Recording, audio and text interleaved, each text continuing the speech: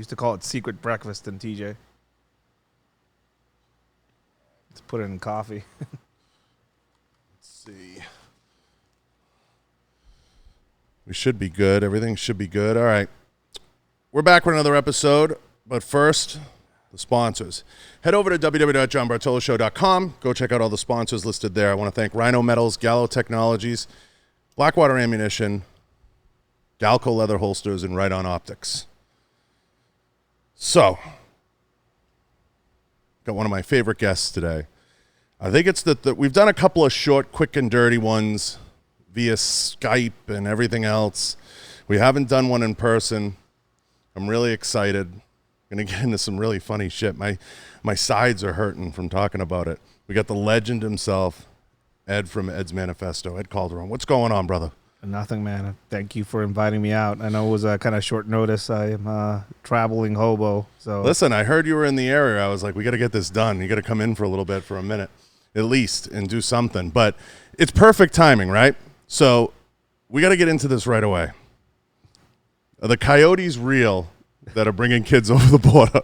I mean, the giant load-bearing coyotes that apparently a few people here in the U.S. think exist, like the wargs from the Lord of the Rings. I've not seen any. You know, I recently posted a picture of a coyote with a kid on top of it with a sombrero. It could have been photoshopped. Could have been photoshopped. I mean, you know, stranger things have happened. I have when I was watching. I mean, I'm watching this debate and hear this mentioned, and then then hear all the after effects of it, and I'm just. I mean, it's interesting how detached and how just completely separate they are from reality in a lot of ways. What were they trying to get at? What the hell? What were they trying to say when they were talking about? Like I get kids coming over the border, but there's no truth to the coyote thing, right? So the name coyote that's the name they give to the people that basically run people across the border. That's like a nickname and or a terminology that the underworld uses for people that you pay to get you across the border. Oh. They're not actual anthropomorphic coyotes that carry you on their backs across the border. All right, we can put the coyote thing to bed, we hope, right? Is that funny? Is it? Now, you watched the debate, and I know being from Mexico and understanding what the president's trying to do here and cleaning up the borders, what did you take away from that debate last night? I mean, first off, I'm very conservative in my political views, and people know this about me. I've been very clear about that. I'm I come from a very unique perspective. I'm a legal immigrant to this country. I am I'm 3 years into my American experience. I am living proof that that you can come here with nothing and make your way. I ran into a bunch of issues when I first got here because of the political climate when I immigrated. I'm from Mexico. I was born there, and I wasn't only born there, but I actually fought for my country. Not in a foreign war, but in an internal war, a war that has no name, a war that nobody wants to acknowledge. So when I came up here and I started seeing things and seeing the whole build up to the elections and seeing Trump on TV saying certain things, and seeing how some of those things that were said got spun up, and how basically you have to be, if you're Mexican, you have to be against him, right? Or if you're Mexican, you can't be conservative because he represents everything that is conservatism in this country. Basically being forced to be for one side and not for the other. Mind you, I come from the life experience of experiencing Fast and the Furious, not from a very close and direct position. Like some of my friends were killed by some of those guns. I've seen the detrimental effects of Obama in the presidency on the Mexican side, seeing all those kids basically bossed up through the country during his presidential term, and seeing people exchange money in dollars and not being able to, and us not being able to touch some of those people. And then then I'm here. It's so dangerous to me, and I think you can comment on the best. Seeing, I just see an insane amount of corruption, Ed, when I look at it. And I know corruption is something you can speak on, and it's terrifying to me because take something like the laptop thing that was a huge topic the last week. The fact that people can just dismiss it and say like, oh, what they don't understand is they were literally selling influence. The corruption part of it is something that I grew up with and I see closely. Seeing it in politics here in the U.S. is pretty. I mean. Scary. It's always been a thing, but not as overt as it is now. Now, the amount of foreign influence throughout the elections, the election cycle on this in this round of elections and in the past one. Really kind of reminds me of how some of those foreign influences kind of played a factor in Mexico and how Mexico is right now. I came to this country with an ideal of what this country is.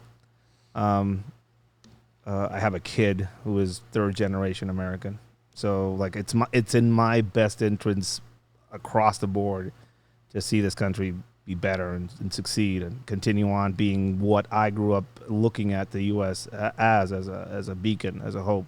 There is no other place in the world where life is as good and the opportunities are as big as there are here in the U.S. Anybody that says the contrary, I'd like to see them try and be in my position as a person that comes here without anything, and get to the position where I am, where I have a lot of people listening to me and I have the ability to support myself and my family. It's scary seeing how some of these influences are kind of basically, pushing opinion of very weak-minded people into one direction, and basically creating divisions inside of the country, right? Yeah, I mean it's scary to me to watch from a sociological perspective, because when I watch people like Nancy Pelosi and I watch people like Chuck Schumer and I see the way that they explain things, it's almost as if they explain them in a way that we don't have Google or we don't have the internet and we don't have the ability to do any research. And to me, it's terrifying because they're speaking to the lowest form of the pyramid and they're trying to manipulate the system in a manner that I don't know. Like I've had, folks from Brazil in here, now Mexico, obviously Mexico before you, but I'm trying to explain to people, do you understand what they want to do to this country? Well, it's interesting because most of so I have had a lot of conversations with Chicanos, right? Which, interestingly enough, most of the negativity I've gotten from the public on this side of the border has been from second generation or third generation Chicanos who are completely unattached from Mexico. People that are fresh off the boat, as they say, right? We have enough insight and or experience to see the game for what it is, right? If you see, like, I recently talked to a friend of mine who's an older man, Vietnamese in origin, very conservative, and all of his kids are completely to the opposite side of the spectrum, of the political spectrum, right? I don't know exactly why that is. But I think it has something to do with direct life experience and actually seeing what it is to suffer or to live through something that is completely horrid and to the left side of the political spectrum. I've just been through this year. I went through 3 riots. I was present during 3 riots across the country: Atlanta, Portland, Kentucky, well, actually 4, and L.A. I got to see some of the looting in L.A. directly. Interesting seeing some of those kids wearing Che Guevara T-shirts as they were doing it, and then next to somebody that's with a rainbow flag, right? I've actually met and talked to people that were around during the whole revolution in Cuba, and I've heard the stories of them marching out all the homosexuals in the middle of town and basically pelting them with rocks, right? And then you see this kid wearing a Che Guevara t-shirt next to this other kid wearing a rainbow flag, and that's a unity there. What ideals or what falsehoods were put into their minds in what I consider one of the scariest parts of this country, or as far as what this country's going through right now. It's I think the universities that I've been to, where I've been invited to talk, where I've been invited to kind of share some of my experiences, and seeing how completely skewed their idea of reality is in some of these cases. The people lecturing me on Mexico, oh, this is the problem with Mexico. And I'm like, okay, what parts of Mexico have you been outside of Cancun? Right? Or Cabo, right? Well, I've not been to any of those other parts, but I know because I read this. So like so I saw this Netflix documentary, example of how some of these things are some of these things are like some of these perspectives are completely false. Netflix did a documentary on the autodefensas. Autodefensas are basically supposedly a group of people in Michoacan that formed these vigilante groups. Turns out that all those guys were basically cartel members that just switched sides, right? That's the gist of it. And they were glorified by this next Netflix documentary as some sort of freedom fighters, which they were never freedom fighters, right? They basically taxed the locals as well. They set up roadblocks. So they paid for protection, and they were actually set up a protection racket around illegal iron mining going on down there, done by the Chinese, right? Now, you tell that to somebody in this country that saw that Netflix documentary, and they'll tell you you're just spreading lies and propaganda. And I'm like, okay, I would like to take you down there until you could say that to the people that were actually lived through it, right? Right. And I lived through some of that. A lot of people that I grew up with, and a lot of people that I work with lived through some of that horrible stuff. And you come up here and you get told to your face by people that are in this university with air conditioning, with potable water coming out of the sink. Mommy and daddy paying. In one of the complaining about the country that they are in, that is basically making their ability to be there possible, and lecturing me on what my life experience was. It's interesting. It's insane in a lot of ways, and it's scary, seeing how some of those universities are being basically building or infusing some of these the youth with things that are completely outlandishly false. When I look at it, what I see going on right now that scares me, having been born and raised here, I see a lot of people that don't understand what this is. When Donald Trump won, I think everybody understands that they hated her more than they liked him. And I get that. And he represented a reset. And that's what I think everybody said, whoa, time out. We need to have some form of a reset. And he represented that civilian, non-politician, come in as a businessman, and let's kind of reset some of this. Let's have an outside perspective come in and reset. And that's necessary every now and again in government. It's helpful.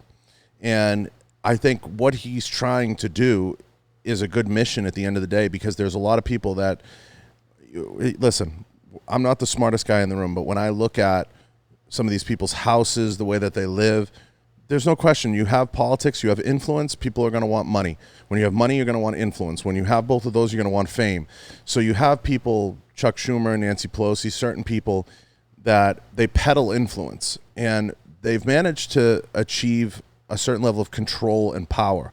And they never want to yield any of that. And he's just trying to come in and say, whoa. We have to reset some of this, because if it continues down this path, people can't live on $8 gasoline. People can't live paying 60 cents. You look at California, it's a mess. It's borderline collapsed into a sociological depression. And I just say this, Ed, this is what I see is these, you talk about a point second generation, they move here, they don't change their values. These people move out of California because they hate what it's become, and they still vote the same when they go where they go. So in this country, you have this very polarizing divide right now. Now, I'll be the first to say, could the tweets be better? Could this be better? That, but it's, you elected a New York City guy, and being a guy from Boston, I can understand that. He's gonna say what's on his mind. Yeah. He's gonna say what he's thinking. Yeah. And he's gonna deal with the repercussions later. So I'm Mexican. So we speaking to Yusef, who was also here. Yusef is he has a Muslim American background. I remember telling him, well, that Trump was elected, so it's our turn to be the bad guys in a joking manner, right? Because that the whole platform of build a wall, Mexico is going to pay for it and all that type of stuff. I wouldn't have chosen that language, but I'm not apologizing for him. I realistically I can't vote till I become a full citizen. Yeah, I mean, it polarized a bunch of people. It polarized a bunch of Mexicans down there as well, because interestingly enough, there's a lot of people in Mexico that actually like him, right? And specifically because of his America First policy, which is something that a lot of countries out there, there's a lot of people out there that kind of appreciate that.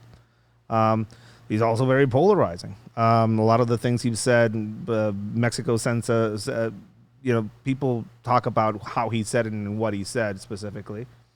But I get the sentiment that he used for Mexico not sending the best and the brightest and sending some bad things across that border. A few things I'll say about the wall specifically. The wall has slowed down immigration. It has. Illegal immigration. Illegal immigration in and of itself brings in a lot of bad things for Mexico. Mexico is currently going through its bloodiest year in its history.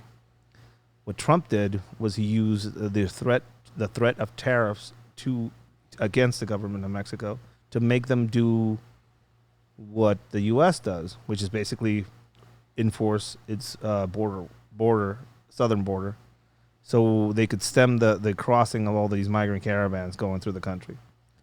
Now, that is actually helpful for Mexico, right? Because Mexico cannot support itself, much less a bunch of other migrants coming through the country. And if you want to talk about hypocrisy, seeing some of these Mexican politicians go on Telemundo and talk about how bad the American immigration system is, when you should see how Mexico treats immigrants, how Mexican government actually treats immigrants. It's pretty interesting seeing how that divide. Is it worse than a cage that Obama built? If anybody doubts how bad it is, please let me take you down there so I can take you to some of these migrant camps and COVID centers they set up along the border. They're pretty bad. And I mean, I don't wish that on anybody. And I'm a human being, and I get how that is bad, but that is a problem that stems from that problem itself stems from this policy of, just go through Mexico. It's fine. It's just lenient policies that just allow people just to go through it.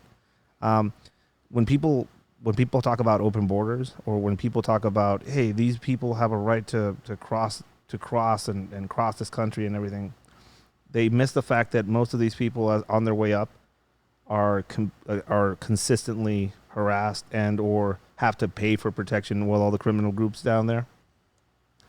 Most of the women are raped. A lot of the kids suffer sexual assault, sex trafficking, and or worse. Some of these kids just go missing.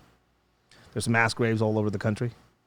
Some people don't know where those bodies come from, but it would probably be a possibility that a lot of these bodies found in some of those fields are a product of people immigrating through the country and ending up dead in a ditch somewhere. There's a lot of things that people don't talk about. Specifically, they think that people materialize themselves, just appear on the border and just want to cross. There's a lot of things that people will support when it comes to being humane, but one of the most humane things you can do is not not making it a possibility for these people to go through the hell that currently is Mexico when it comes to criminality, when it comes to the cartels running things, when it comes to being one of the bloodiest years in the country's history. Mass people disappear at an industrial level in Mexico. So we talk a lot about cartels, you and I. I wanted to touch on this because I think it's important. What exactly is a cartel for everybody out there that doesn't really understand what a cartel is? Well, traditionally the image of a cartel, or how we view cartels, comes from Colombia and how Pablo Escobar kind of came up. And basically, a cartel would be a criminal enterprise that dedicates itself to trafficking narcotics into another country. Right? That's the gist of it. It's evolved. It's evolved just like any criminal enterprise in our recent history. Things evolve. Certain products change. Certain services change. So these are multi-dimensional enterprises now. Think about it this way. You used to see things like Italian mob using extortion, protection rackets, stolen goods being fenced, then narcotics, then prostitution, then gambling. That's exactly what you're seeing with cartels now.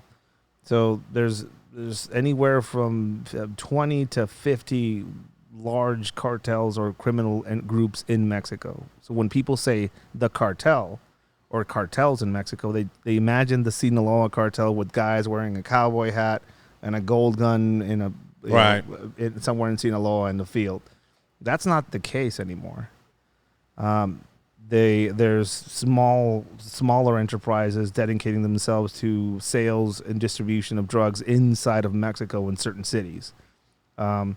They dedicate themselves to drug trafficking, production, sexual sex trafficking, prostitution, paid for protection. They have legal money invested in tequila companies and hotel companies, resorts. They run political extortion and or push certain political candidates. They kill reporters. They do murder for hire. They anything that crosses the U.S.-Mexico border, they make money off it by charging a fee or a toll, by paying for protection, or by taxing some of the people smugglers that work on that border. So they're multidimensional, and it's not just a Mexico thing. You see this in Chicago. You see this in L.A. You see this I saw this in Oklahoma, out of all places. These criminal enterprises are transnational. It's not a Mexico problem like most people think. Again, the image that you get from watching Narcos Mexico on Netflix is an image is basically like thinking that what you're seeing as far as criminality on the streets of the U.S. right now by watching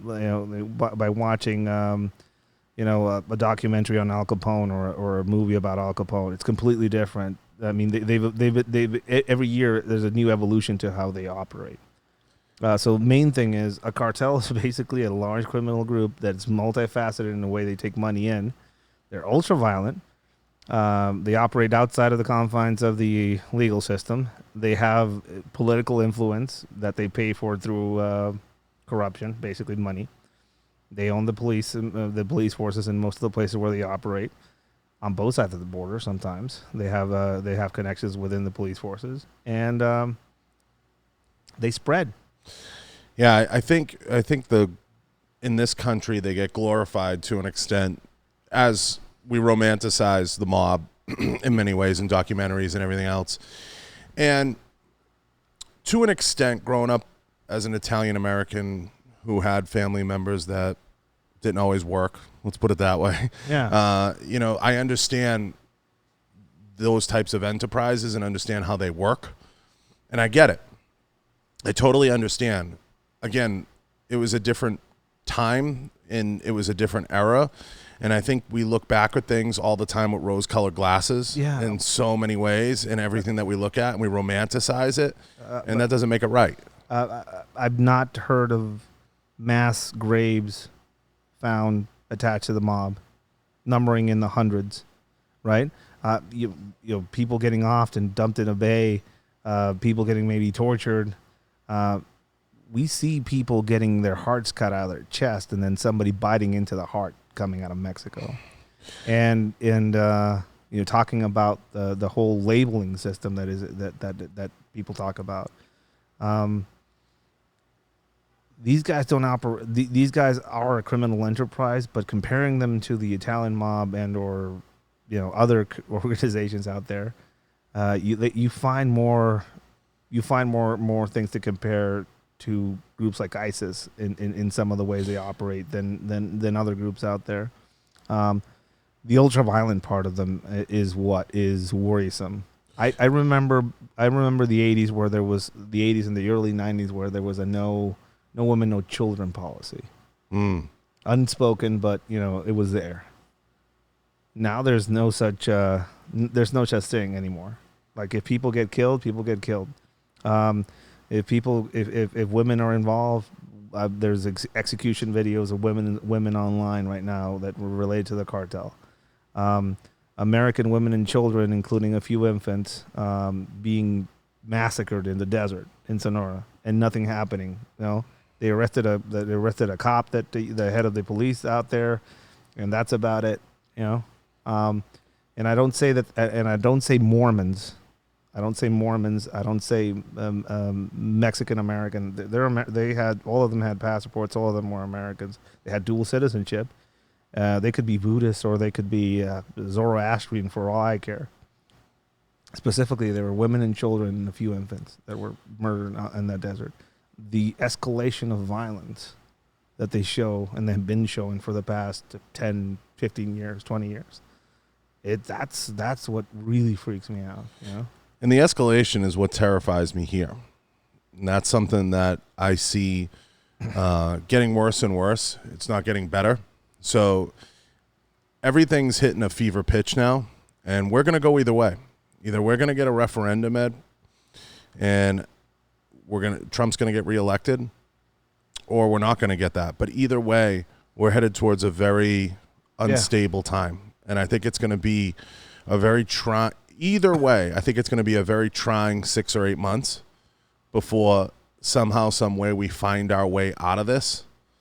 And I don't know what that looks like, and I don't know how pretty it is. You'd have better insight than me, but we're looking at probably the most cantankerous, most dangerous transfer of power in the history of this country. Yeah, I could see that. And I think it's a very risky proposition we're in right now in terms of how that's going to take place. People don't realize this. When Washington transferred power, that was the first peaceful transfer of power between two leaders, I think, in the history of the world, definitely in the Western Hemisphere. Yeah. There's no question about that. Someone can fact check me on that, but I'm pretty sure not a shot was fired and there was a transfer of power. So my issue in all this is going to play out one of two ways. You have situations like the Proud Boys. You have situations like Antifa, Black Lives Matter, all the different things out there. You're a better expert at this than me because this is domestic terrorism at its finest, and we've only dealt with domestic terrorism a handful of times in this country. Yeah, Oklahoma City, Boston bombing. Antifa's an idea. Yep, is the one I like that explanation. I was actually in Portland and saw Antifa firsthand, and for it being an idea, it was pretty well organized. It's a pretty well organized idea. It's a pretty well couch surfing network that they have set up, so they don't even have to pay for hotels. Basically, they stay in each other's places. They had snack carts going through it. So for an idea to have snack carts going through the protest and giving water and food to people, that's pretty interesting. You'd see instigators in there, basically spreading information amongst each other, and apps being utilized to spread information as far as how to push back and how to disrupt or how to be damaging to the locals. And then on the other side of the Portland riots, you saw a very disarmed and neutered police force. that was using 5% CS gas. And it was basically a large spectacle of back and forth between both groups, right? Then you go into some of the factions of Black Lives Matter, which I've seen in pictures, and videos, basically saying Venezuela is the best thing in the world, and the Maduro regime is, heroic. And I know people from Venezuela, and I have friends there, and there's places in Venezuela where they don't have pigeons because they've eaten them all. And that is what these people are trying to push forward as a good idea, right? And you can't say all lives matter. You can't say that. That's bad. That's a racist term. Like, I can't say that. So if I go out there and say, hey, well, Black Lives Matter, what about, so the whole Black Lives Matter thing is pretty interesting to me. There currently is legitimate slavery in the U.S. And if you want to see that, go to Governor Newsom's winery and see who's picking all the grapes out there. All these people that are doing so are illegal immigrants working those fields as indentured servants, paying off their coyote, not an actual coyote, but actual people smugglers that brought them into the country. Those are legitimate slaves living in the U.S. right now in California, and so I can't say that. So if I say that their lives matter, that's not gonna factor in, or is it the fact that they have a governor who is on the other side of the political spectrum that makes it okay? Well, I think what happens, and you can correct me if I'm wrong, I think what happens to some of these political figures like Gavin Newsom, Nancy Pelosi, is they're so far removed from the street level. They're so far removed in their mansions and everything else that they thrive off they're almost like an office cancer. They thrive off the mess. They're during COVID, the restaurant and winery was open. They were essential. Nancy Pelosi going to get her hair done. Yeah, you see obviously, that shit. yeah. And I've come out and said it on this show. COVID, the politicization of COVID, they've been weaponizing that shit. Is totally weaponized, and it's totally used as a weapon. And that's why I loved the stance Trump took last night, which was we have to open. We have to open back. Enough is enough. We have to open. You can't keep banging a drum that we're losing people. Listen, this country survived the Spanish flu. It didn't shut down one day. It didn't skip one sporting event. The scary part about this situation is we've seen the infection, and I don't like to use whether it's like the communist drip or the the socialist drip into certain areas. We've seen it affect sports now, which is really dangerous. The NBA, the people from the NBA not refusing to say things about China, which is insane. And you want to talk about what is also insane. During COVID, a single cartel grew. Not the Sinaloa cartel. The Sinaloa cartel actually fragmented and actually got smaller. The only cartel that grew was the New Generation cartel. And the reason why they grew is because they have access to the ports on the Pacific side of the ocean in Mexico. So as far as I know, there's no Chinese cartel. There's triad groups that are completely run by the state, Chinese state, right? So you want to think about something weird that China's doing to against the U.S. Well, they've totally bought the NBA. That's one. Mm-hmm. They're pumping a bunch of fentanyl into a single cartel organization in Mexico that is then putting that into heroin and also fake bogus pain medication that they're now putting across the border. And that's all Chinese state sponsored. Nothing goes out of China without them knowing. So, right? Even the Hong Kong when the Hong Kong protest was going on, they would send the triads in the area to harass the Hong Kong protesters. Think about that. It's a Chinese state-out sponsored shit, right? So during COVID, a single cartel organization basically kept up supply and demand, and that was the New Generation cartel. And it's because they run one of the major Pacific side ports of entry into Mexico. Now, that means that there's official state sponsorship for a cartel down there when it comes to Chinese state. and nobody does anything. And you can't say, and if you say anything about it, so if the NBA says anything wrong or disparaging about China, it loses China money. How about Marvel? How about Disney? All those. That's insane to think about that we, well, I'm including myself in there. We as a country now live in a place where Mickey Mouse can badmouth China because, or because then he's gonna live off a small thin slice of cheese. Well, I said this to someone once, and it didn't win me many fans, but I'll say it. Sympathy becomes like the gateway drug to allow some of these things to infiltrate. We got to be sympathetic. We got to be empathetic. We have to understand, and we have to, and it's almost like the facts don't matter, right? So where does it end, right? Where does this term empathy end? Where does it begin and where does it end? Like you take the Ghislaine Maxwell thing and Epstein, right?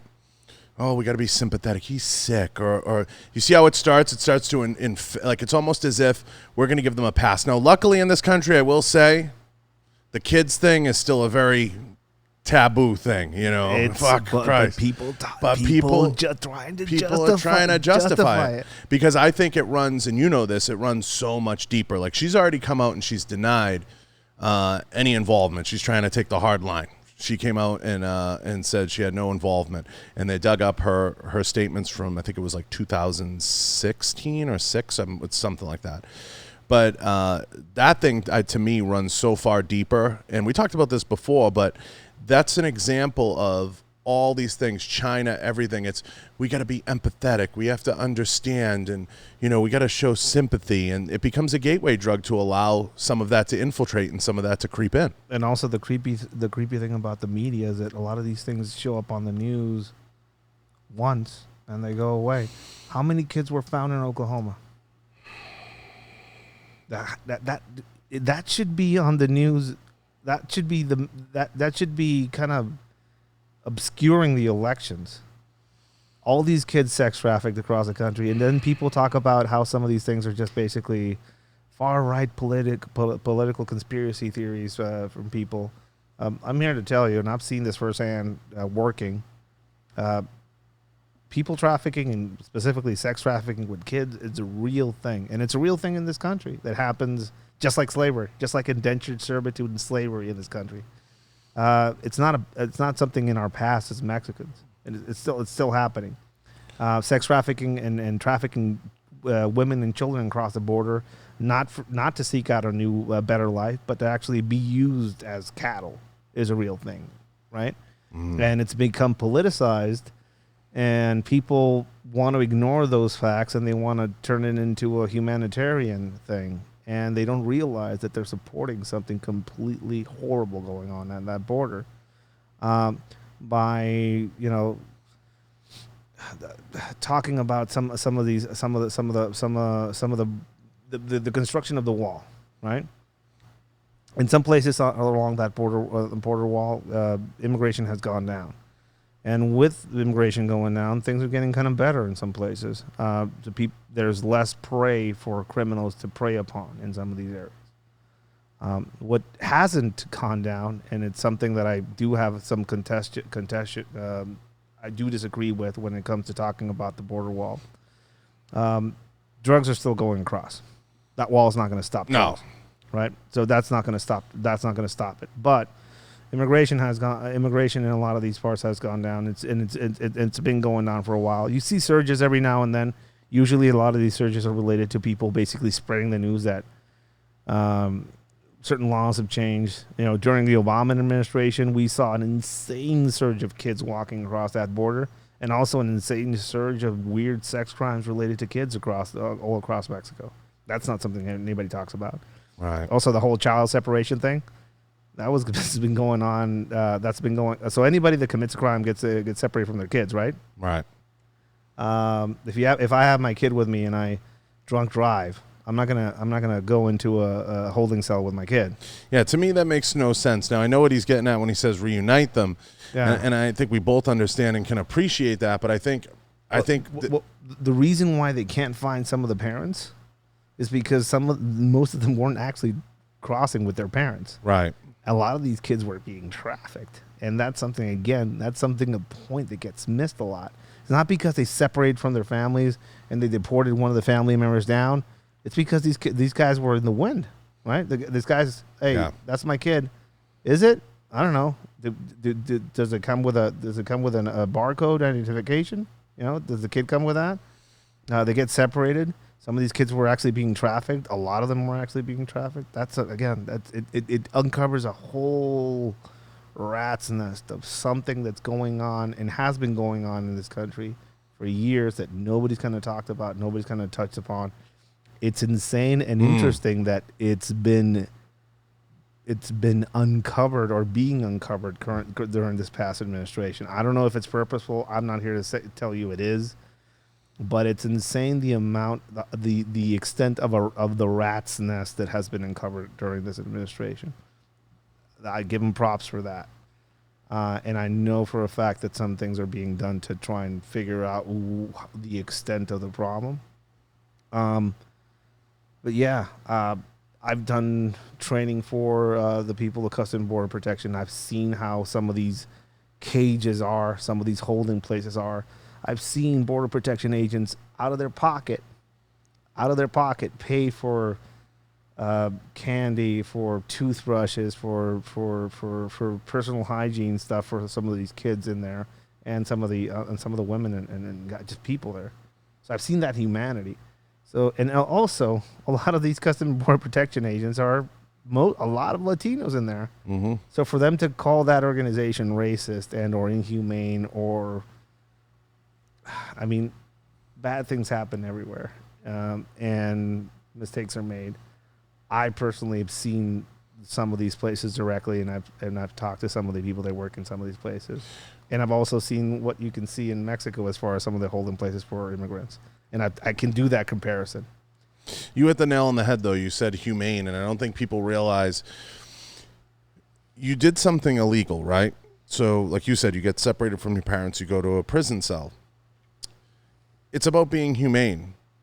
I worry that this country is going to digress to a point where we got to put people who commit illegal acts in the Four Seasons.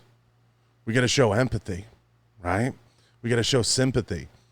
They have to be in a hotel room now. You know, that's what I'm getting at, Ed, is kind of where does the line get drawn in the United States? I immigrated here illegally, and it was a shit show of a process that created a lot of pain, a lot of stress, and, you know, it's not an easy process. It's amazing to me, as a legal immigrant, how people in this country can say that you should just, you know, the illegal immigration should just be fostered and allowed to continue. When people like me come here legally, I did everything by the book. Still, it was a nightmare of a situation. If you want to talk about reform, you should talk about reforming that part of it. The illegal side of it, you know, everybody that wants to open borders, take the doors off your house. Mm-hmm. Take the doors off your house. There's a reason why there's a line where the U.S. begins and Mexico ends, right? You can go down to Mexico and a cartel group will roll onto your house, pick the prettiest daughter you have and take her, and you'll never see her again. That's one of the aspects of Mexico. On the U.S. side, that might not be an aspect. That's not part of the contract. That's not part of the deal. That's not part of the work you have done as a country to get to a point where, you know, it's the best place to be a human being in our history ever in the U.S. right now. It doesn't matter. Like every now and then I get people like, Ed, but what about all the poverty? You have overweight homeless people with smartphones on welfare in this country. Like I've seen people in Skid Row, and they seem pretty. They seem pretty well nourished, right? Mm-hmm. It's people in this country do not know what true poverty is. Right. I'll take you to Mexico. I'll take you to the Tijuana River estuary so you can see what true poverty is. Take you to Venezuela. and I'll show you what true poverty is. Again, this whole detachment from reality is it's specifically with the youth right now. That is just mind blowing to me. Yeah, and what's interesting about this election, I wanted to touch on this with you, is I noticed that the whole talk about gun ownership has died down. And it's really interesting because we have 5 million new gun owners now in the country. Yeah. And they say that number is actually probably closer to double that. They say 5 million is the number Nix has, but they said there's probably about 7 to 10 new gun owners, 10 million new gun owners in circulation. I got to see the lines. Mm-hmm. I got to see the gun lines. And I also got the whole, hey, can I borrow a gun? What do you got? What do you got? Yeah, what do you got? That's I come from a place where there's only one gun store. right. Mexico only has one gun store, and all the things they have for sale are completely inadequate for somebody to properly defend themselves and or their houses. To get a permit to carry, you have to know somebody that knows somebody, right? It's a completely unreachable right. It's like New Jersey. Yeah. If you're not connected and if you're not rich, there's no way you're gonna be able to own a gun in Mexico legally, and there's no way you're gonna be able to carry it. Now, out of all the states in the U.S., I chose Kentucky. Kentucky's pretty good. It's people like, really, Kentucky? Aren't you afraid about? Isn't there racism out there? Like, I hear that, right? Right. I've only met a single Ku Klux Klan member, a Grand Dragon, and that was in California, not in Kentucky. But the ability to I keep going back to the same thing, and I always say it. The ability to protect yourself and defend yourself and your family and have the means to do so in an adequate manner should be an internationally protected human right. It isn't. It isn't, right? So the ability to own a gun, to procure a gun, to train yourself on a gun, to keep guns around us, the guns are not going away. You have all the gun laws in the world. Mexico's a good example of that. All the strictest gun laws in some of the most strict gun laws in Latin America that are there not to protect the public. They're there to protect the government. That's what they're for. That's exactly what they're for. The guys that hold the monopoly over gun ownership in Mexico is the military, and they don't want to arm up the populace because they know that that's a good recipe to basically have an uprising. Right. And the cartels don't care about the gun laws. So you have two opposing groups of people. The government and the cartels are armed. The cartels have the ability to take down helicopters. They've taken down a few. The government has the ability to do more than that, but they don't do anything. And some whole states are run by cartels. And Mexicans can't they can't carry a .22 revolver on their hip. I find it interesting, though, that especially the Biden side, because the data is not out yet on who owns those new guns. That's the trick here. We know they're out there, but we don't know the data. Like, are they Democrat? That'll come later. How many are new, brand new? How many are in what region? As that data filters through the system this year, because we're still setting records month in and month out and surpassing. We're probably going to surpass a 2-year total, not actually a 1-year total of gun owners. Now, they can't make them fast enough. I know a lot of the inside of the gun business. I'm on the phone every day with CEOs, with executives. They cannot manufacture them fast enough. If they could make 100,000 units, they could sell 100,000 units like that. Because you go in a store, they're empty in the United States. So what I found interesting is in the last 6 months or so, whoever's advising, especially the Biden campaign, they've quietly been very quiet about the gun thing. You don't see Beto coming out anymore. You don't see anybody talking because they know, hey, we don't have enough data here. This isn't the drum to bang right now. But I think what's going to save, and like I always get in our conversations to how do we fix it, right? How does it turn? How does it get better?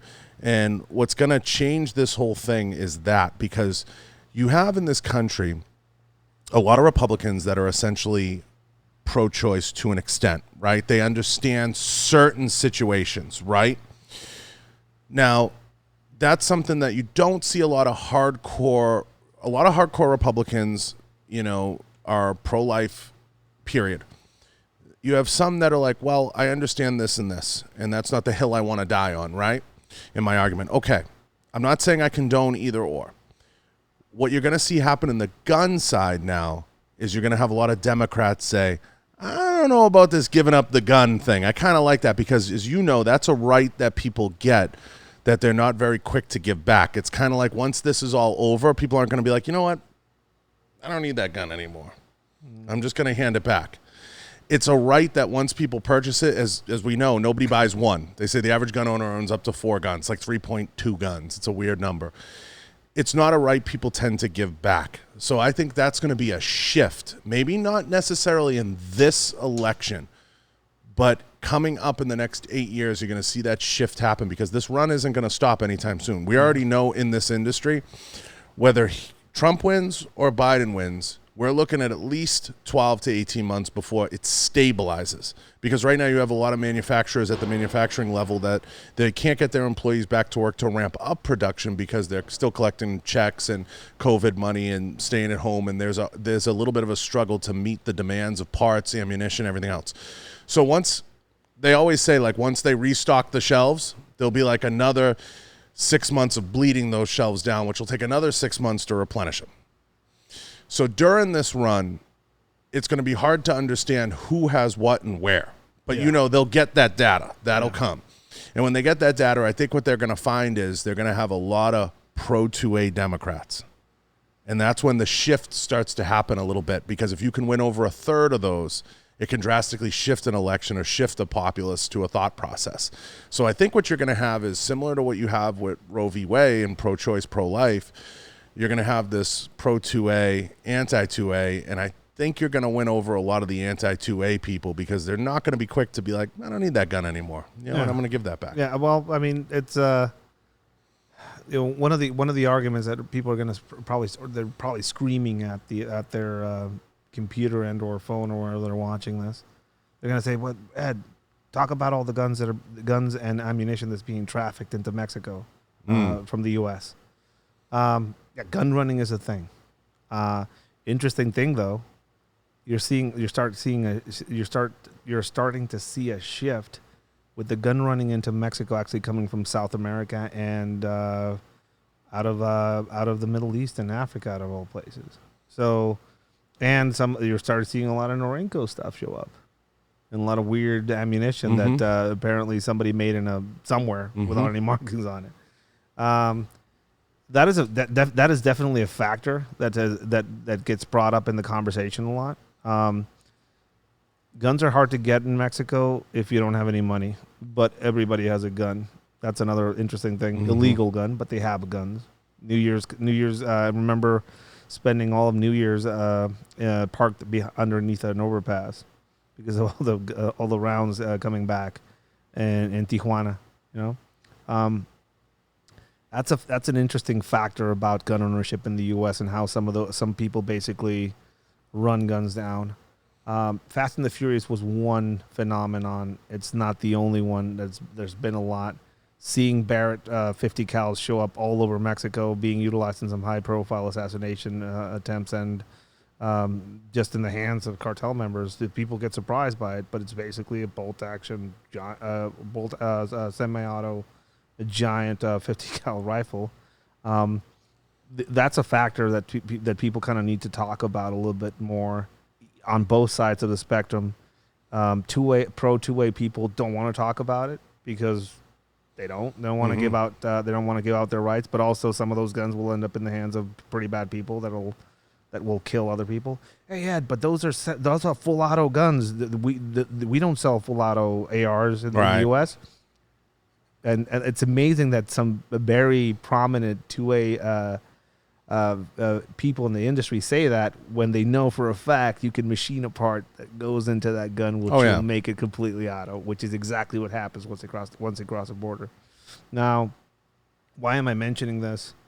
Because a lot of those newly purchased guns, when they stop being the novelty and or the assurance or the amulet of protection that some people might have bought them for, are gonna end up in the hands of somebody that's going to gather a bunch of them and they're going to drive them down to Mexico, right?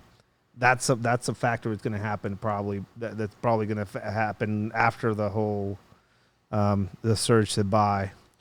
It's a complicated one. I don't have answers to how you could stop that or stem that, other than pushing the Mexican government to make it legal and legal and or possible for legal gun ownership in Mexico, to curtail or cut that black market of guns in Mexico.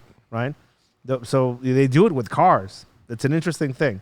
In Mexico, there's a bunch of they call them chocolates, chocolate cars. Basically, a car with California plates driven down to Mexico, and just the Mexicans to drive this fucking car with California plates, and obviously they're not supposed to, but that's what they do, and the cops stop them and they pay them off, and they don't register them, right?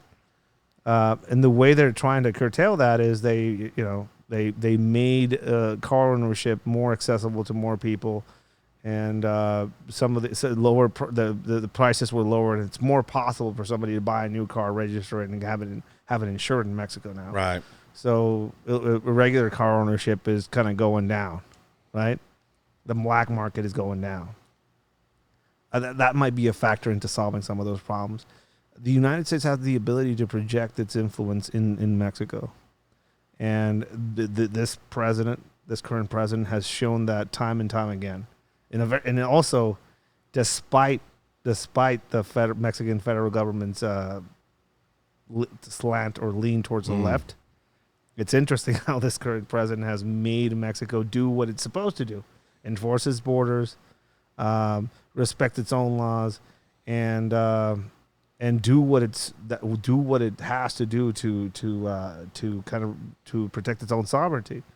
It is also interesting how some people misconstrue that as something that's bad or wrong because it comes from the evil orange man, right? All right. Anything that comes from him is bad and evil. So I don't know. If people want to talk about positive change in Mexico, I think the United States has been fighting a war in Mexico by proxy, by helping or trying to implant certain ideas and plans of action into the federal government down there. The problem is every 6 years the federal government changes down there, and we do have a multiple party system down there, not just two, not like here in the U.S. where you have just two. Down there, we've had 3 different parties in the past. I was going to say it's about 4, right, that have some influence. It's about so that we actually do. There's actually they take turns down there basically, and but the problem is that because I pay taxes too now, which is ouch. That's a pretty good learning curve. We as taxpayers actually pay for the drug war down there. Right. And there's certain people down there that have an interest for that to continue, and or we're not very good about keeping tabs on how that money gets spent. If you think about it, the U.S. has been paying for that drug war for how many years? Oh, it's got to be 50 years. And we're currently living through the most bloodiest, most violent, most just drug-infused years of its history. So nothing's getting better. Everything's getting worse. I would think it's at least since Hoover. Yeah. 'Cause he was so paranoid that he had his hand in everything. Well, Nixon administration, I think, is the one that kicked off the war on drugs. Then Operation Condor, trying to eliminate some of the drug fields that were and poppy fields planted down in places like Sinaloa. Then you go into the 70s and 80s, Kiki Camarena and the CIA apparently being involved in his untimely death. There's a bunch of horrible stuff that's been happening down there for years. But the main thing is we as taxpayers and as Americans have been paying for that war for years. And nothing is getting better. Things are getting worse. We're living through a fentanyl and heroin epidemic across this country, the likes of which we've never seen. Coming off the back of a opiate, like a prescription opiate epidemic. The next thing, or the thing we're currently living through now, that is going to get bigger, feigned pain medication, fake or actual real pain medication being manufactured illegally in Mexico, and the pills actually being smuggled up. Yeah, I had a friend message me. It's funny you bring up pain medication about the Pfizer settlement on Oxycontin. I think it was what, 8 billion, and they said it's funny how a company, they just get fined, but when it was so rampant and they were spreading them all around, and everybody that went to prison, everybody that went to jail, everybody that went to rehab, everything that was involved with that, where does that 8 billion go? Yeah. You know, that, like, where does that money go now? Like, you know, the parents that send their kids to rehab 40 times, the kids that died, everybody that, you know, was so explosive for so long, but they finally quietly settled that. Yeah. Like, it was quiet settlement that went on, but $8 billion was the sanction. I always find that funny when very quietly something like that happens, and Pfizer gets, you know, a little slap on the wrist, and maybe it's because they're trying to get the COVID thing done or whatever. But that kind of gets pushed into the news, and Well, that's what's next. I mean, they recently had this big bust of weapons cache somewhere in Guadalajara, weapons cache, and they found these 2 large industrial pill presses that they probably came from China. mm-hmm. And what they do is basically they form the pill into its form, right? It's like a press that's Yeah, made. it's like a money machine. Yeah. Essentially. I mean, really. Yeah, so instead of smuggling a brick of Mexican heroin infused with fentanyl, you just put medication inside of a case, inside of a box, put it in your purse, and cross the border. That's what's next. That's what's happening now, right? Mm-hmm. You see cases of people just fucking ODing on some of these Mexican bogus pain pills all across the country. But that is now people talk about, just why don't you just legalize everything across the board, you know? That is, you know, people who say that, you know, have never seen heroin addiction firsthand, have never seen what meth does to somebody, have never had to apply Narcan to somebody that's you know. I understood to an extent the way that they're handling marijuana now. I understand that to a point, to where in most states it's become a ticket or a finable offense. You know, is probably the best way to put it. I think we all can understand because you can't throw everybody in a jail that has a dime bag. So it's ridiculous. Pot and mushrooms, those are, you know, put those over here. Right. Pot and mushrooms. You know, I've never had to battle or fight a violent guy on mushrooms and or a very combative pothead guy. You know, I've never had to do that.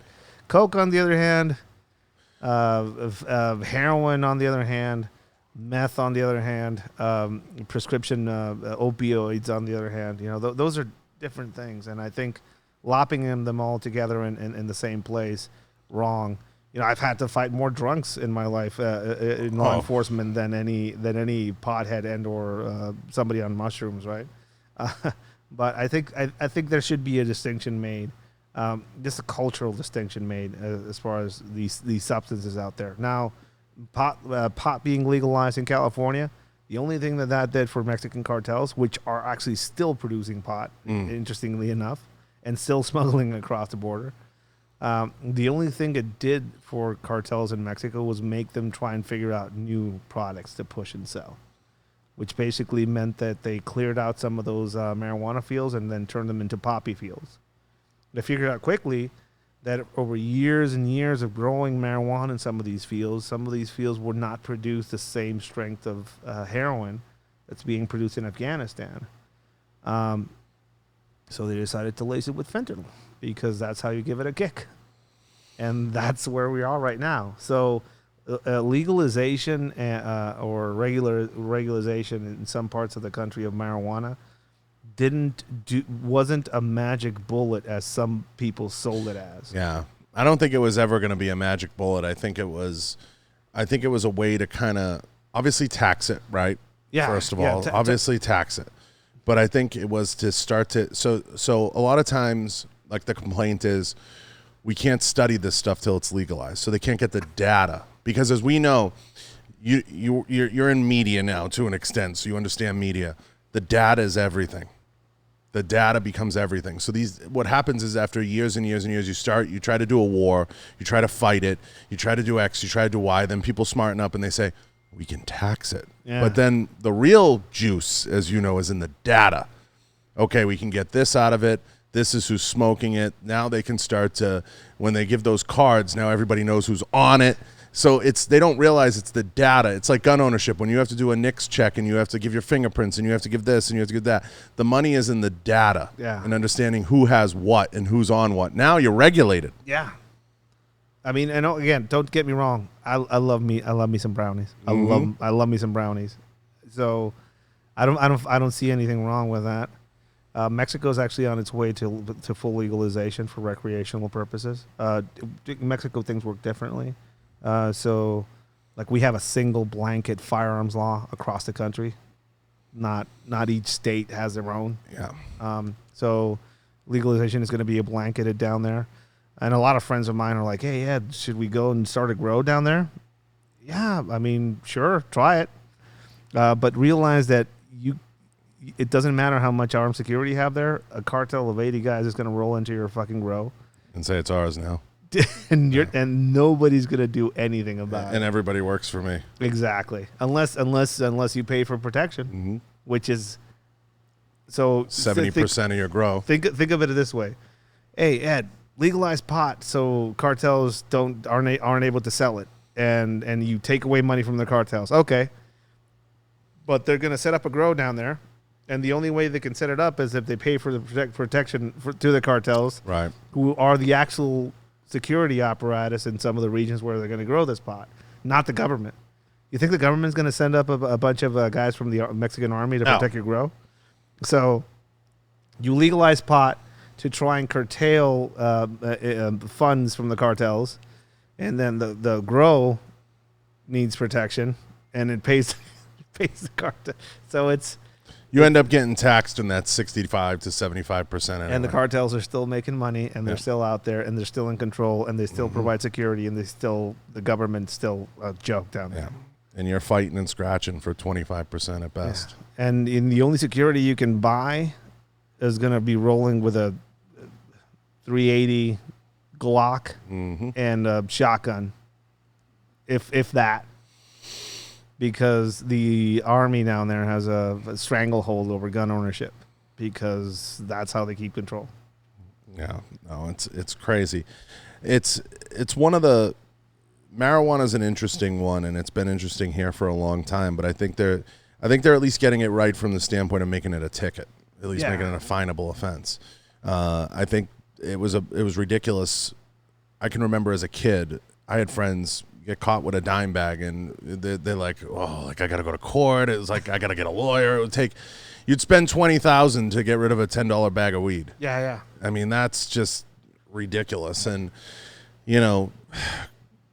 finally, you at least see the states coming around to understanding you can't put these people in prison. Like it's just not like it's not realistic. Yeah, you can't laugh your ass off when you get asked by like Kamala Harris after all the people she put away and refused to, and laughed about it. Crazy. which is that's interesting. So just question, Yeah. That's their best. That's the best they could do. I'll tell you what I think went on, Ed. Being a lifelong U.S. citizen, second generation by most parts of my family. This is the way I see it. I think Biden, what they saw was he was the best candidate to fundraise. He was the best candidate. So when you looked at the lay of the land, I thought the most dangerous candidate was what's-her-face from Hawaii. Tulsi? Tulsi, yeah. I thought she was the most dangerous candidate. So just being up front, I saw her speak, and I was like, that one. Because what you had was a veteran, Democrat, female, Samoan. All the lines cut. All of. She had all the boxes checked. She was also smart. And she's also a bulldog with the people there. The problem was she wasn't liked by the establishment, one. Two, she was from Hawaii, which isn't going to be a high fundraising area. And thirdly, she didn't represent the mainstream. So in the United States, to get elected, it's always been some portion of what they call like the Boston and Austin connection. That's a thing. So you had to have So I'm going to give you the secret to the puzzle. You had to have Donald Trump, New York, Northeast businessman, but who did he have to have as a running mate?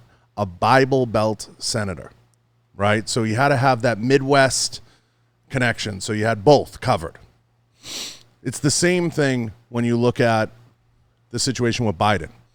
When he was running, his 2 or 3 main threats, if you want to call Bloomberg a threat, which he really wasn't, because he falls into the you couldn't take him seriously. Yeah. Right? So he just had a lot of money. I'll throw a lot of money at it. You couldn't take him seriously. He wasn't. It'd be like George Soros running. It's like, no, which he couldn't, but whatever. So you had that. So when they looked at it, and that's what happens in the United States, this is where the corruption begins. They kind of say, all right, who are you going to put up? Because that happens at the state level too. You have state parties. And I can get into that here, and I'm not going to, but because it doesn't win me fans. But here's the problem. When they looked at it, they said Elizabeth Warren, too much baggage, unrelatable. We don't need another Hillary Clinton. That was exactly what, I guarantee you, in the room when the pie was cut, that was exactly what was said. We can't have another Hillary, so we're going to put that over here. They look. Can I yeah, go ahead. When Trump said the Pocahontas thing, I lost. Dead. So out of realistically, some of those nicknames, man. Dead. I shared on my Instagram. He crucified her when she did the live. And she was like, let's have a beer. Like, just awkward, unrelatable. My first Thanksgiving here my first Thanksgiving dinner. Well, one of my second or third. Second. I shared a picture of her with a headdress saying Happy Thanksgiving. And I got all the shit in the world. And it's fine. But it's fine. You know, I thrive off that. I thrive off it. But yeah. I get the why. But I just don't get the logic why they would think that putting a prosecutor, who's basically a cop, in a completely anti-police climate, and a man who gets lost in his mind. So it gets lost. Was their best. I'm gonna get there. So what happened was when they cut the pie and it was Biden. Yeah. Let's just get there. So they decide, okay, he's going to be the best to fundraise. He's going to be the best to put out in front. We're going to put him out in front. Whether or not we all agree, you're dealing with Weekend at Bernie's at this point, right? Like literally prop him up on a stick. What you had was, now who do we put with him? I've heard, this is a little leakage, I've heard through the grapevine that they went to everybody and nobody wanted it. I've heard they went to Michelle. Of course, we will never know the truth in 1,000 years because this is what happens in the back room with the cigar smokers and everything. This is the backroom shit. It's reptilians. This is reptilian shit. This is subterranean reptile shit. So literally, I heard nobody wanted it. Nobody wanted it. They went to her because they said, we need someone who's going to solidify the West Coast, who's going to galvanize the West Coast vote, and still satisfy the far left, because they're not going to give it to AOC. She'd be a disaster on the campaign. She'd be, right now in the new media climate of the United States, she would get crucified until she gets enough polish and everything else. The time's not right. They couldn't do Bernie because it would have shown too much of the radical edge. She was the best of the pile of the worst. So when you had a pile of, and I think in that pile was her, what's his face from New Jersey? What's his name? It'll come to me. The senator from New Jersey. And they had probably in that mix a couple of governors. Buttigieg was probably, not Buttigieg. Yeah, Buttigieg was probably, he was a mayor. They probably had him in there. They said, okay, an Indiana mayor, it's not enough, right? Like when you start to look at it, and it's just, that doesn't give you enough. What does that give you? Maybe the gay vote, but you got that anyway. The LGBT community, okay, but that's not enough. We need to find something more. So she was female. She was minority. She was progressive. She represented establishment. Okay, we're going to go with that. And she could fundraise, coming from where she came from.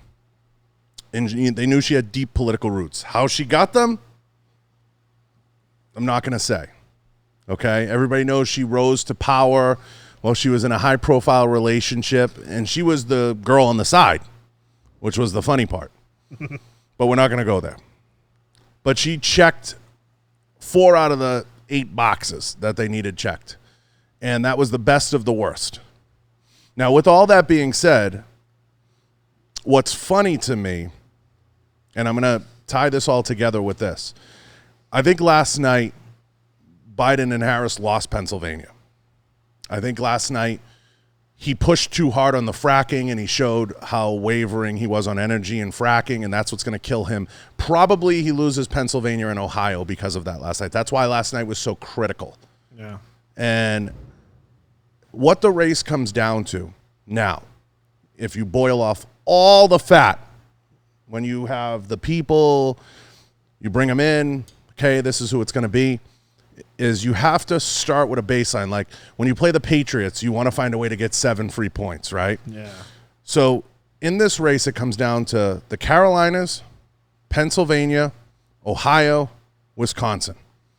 So what the Democrats do is they sit there and they say, he crucified Hillary. How do we get these states back? Joe represented Scranton and Delaware. He was able to play that. That's why he's always pounding home the Scranton thing. He's pounding it home. So he's trying to get Pennsylvania to flip. The last, 8 presidents have won Ohio. So you have to get Ohio. If you lose Ohio and you lose Pennsylvania, you got to get everything else, including South Carolina and North Carolina and Wisconsin. You have to get them all, or you don't stand a chance. So it comes down to, in the United States, how do you cut the geographical pie when you're sitting in that room? Hawaii doesn't give you enough. It's just not enough. So you have to find someone that checks a lot of boxes, and Tulsi probably wouldn't have gotten enough of the veteran community because Trump's done a good job garnering that support, that she probably wouldn't have turned enough. And she just wasn't liked. And that matters by the establishment. Bernie would have been an interesting choice for him. Yeah. But the problem was, I think it was too much Northeast. You know, it's too much Northeast, and they would have been painted as radical. And that's not what he wanted. He wanted to be subtly radical. Yeah. And that's why I think Trump did a good job last night pounding home the AOC +3 thing. Yeah. So I think last night, it's my opinion on how the election goes here, I think last night cost Biden Pennsylvania. Because he should have, the way he should have played it, and I'll give the Democrats a little insight politically, was he should have said, listen, I made a mistake with fracking, but we took a look at it, and I'm re-examining my position, and my position has changed. But instead, he did the political two-step. He did what I call the Potomac two-step. He kind of tried to play that game of, I never said that, and I said this, and I meant that, and it's out of context, instead of owning it. Had he owned it, he probably would have bought himself some creative influence. Now, I think it's going to come down to how much of Ohio are new gun owners. Yeah. And how many of those new gun owners are like, wait a minute, we're not going to give this right up quickly. Yeah. Wisconsin's the interesting one. And both Carolinas become really interesting. So it's going to be interesting how it plays out. So to answer your question, how it ended up her, she was the best of the pile of the worst, and we can debate all day long who was in that pile. That's a pretty bad selection. I mean, just seeing it completely as an outsider, kind of seeing how things work. That was like surprisingly the worst possible grouping of 2 people, and I came up here and I experienced the economy being what it was before COVID. This has been a tough time with COVID, but I'm still doing well. And a lot of the people that I work with, a lot of the small businesses that I work with, I support small. I support a lot of small businesses that are like one of my main intakes right now as far as business goes is some of the merchandising and some of the stuff that I do, which is run by a veteran, right? And all these things are doing great. I try and have everything made in America. Why? Because I don't like China because Right. of its influence in my country. But it's interesting seeing how everything gets drowned out, how well the economy was doing, everything, and then COVID hit, and it's COVID. Like it's something that it's something he created, right? That's interesting to me how some of that is being kind of put into the narrative. Well, it's interesting for us because you're in an extension of this. We were in kind of a COVID-proof business in many ways, luckily. The defense business and firearms and tactics and everything essentially ramped up. Yeah, we had that lull, but it essentially ramped up. Now it became harder to travel and to do the things that you do. Yeah, like I was on 4 completely empty flights. But coming out of this, Yeah. you're gonna you're reaching the what I call the back end in the defense industry where everybody's like, okay, I got all these guns, I got all this stuff, now we need the training, and that's where people are going to seek out guys like yourself, Youssef, and training is starting to ramp up because I see Tony will put a class up, it's full. John Love will put a class up, it's full. It's as people are starting to get back on the range and back out there, and especially in the hot areas, now's the time when people start to get back outside because it's just too damn hot in June and July, especially in Miami, certain areas, Vegas. It's just too hot to be outside or in classrooms, and people tend to, I know Tony in the past used to always say, I'm not doing any classes in July and August. You can't. It's too hot. So you're kind of reaching that point now, especially if SHOT Show doesn't happen, which it looks like it's not gonna. More than likely, you're going to have a lot of companies with loose advertising dollars, everything else. So it bodes really well for us in our business on the back end. You just had to get through that period we went through. And it's going to be the best time to start to say, hey, I'm trying to do this, I'm trying to do that, let me get behind it. But it's interesting to me in so many ways because I think training and I think things that you're doing, guys that are out in the field right now getting out there, that's what's going to win over and how many new people you see in these classes that are interested in learning. I know you do a lot of law enforcement and professional-based stuff, but especially the civilian side. Yeah, I'm very focused on making things available for people from across the gamut, and I'm very conscientious and proud of the fact that I can do a class for federal agencies in one weekend, and the next weekend I'm basically working with Doctors Without Borders, people that run a small company out in Denver that have clients that range from stay-at-home moms to somebody that works security at a church, or on the other side of the spectrum, journalists that may or may not have the same political inclinations that I do because but they're American, so that shouldn't matter to me, and it doesn't. And we can get into a discussion about whatever that is, but I'll still show them how to be safe, how to keep their people safe, how to stay safe themselves, how to be able to be resourceful, how to be responsible for their own safety, and how not to depend on equipment if equipment isn't available, and how you can create and make things for yourself. I wanted to ask you this the whole show, and as we're getting into it, it's going to be a good topic to discuss. When you're giving people advice, and your time is money now, you're reaching a lot of people. When you're giving people advice that just reach out to you and they say, Ed, what do you suggest? Now, what are your top 3 suggestions for someone in this climate, an individual in this climate? Maybe they own a small business, but maybe those are 2 separate categories. And they're trying to navigate through this time right now. What are your top 3 pieces of advice? Number 1 is the best investment you can ever have in this lifetime is your body and your health. And that this COVID epidemic and this whole situation right now has really been kind of key into seeing that, the whole meme of the guy that has a stack of ammo behind him, all the gold and silver bars on the other side, the bullion, all the food, and he can't walk around because his knees are buckling with the overweight he's suffering. I think one of the main things I'll tell people is health is one of the best investments you can get. It doesn't take a lot. All it takes is some motivation and some self-discipline. That is really at the key of most of these things. I travel around every week. I'm at a hotel now, and I'm going to do some body weight and some Tabata workouts when I get there. I try and keep myself fit. I try and keep myself healthy because I work with my body. So I've always worked with my body. So that investment, that key investment, has always been at the forefront of my mind. So that's one piece of advice I always give people. And the second one is true freedom comes with being completely independent of other people trying to give us something that we can take for ourselves.